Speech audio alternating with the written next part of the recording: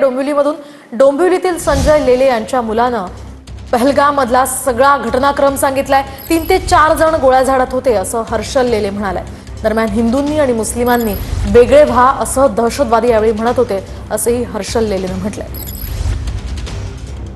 काय नेमकं काय थोडक्यात सांगशील की काय नेमकी परिस्थिती होती त्या तिकडे सगळे आम्ही जेवत होतो आणि तिकडनं आम्हाला हे सांगितलं, आम्ही उठत होतो आणि आम्हाला सांगितलं की हिंदू अलग हो जाओ, मुस्लिम अलग हो जाओ आणि हिंदूंना शूट केलं त्यांनी।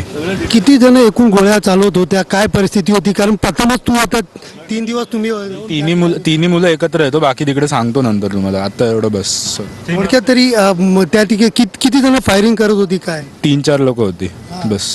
अंदाजुंदी गोळ्या घालत होते आणि काय बोलत होते त्यावेळेला? बस मी सांगतो नंतर।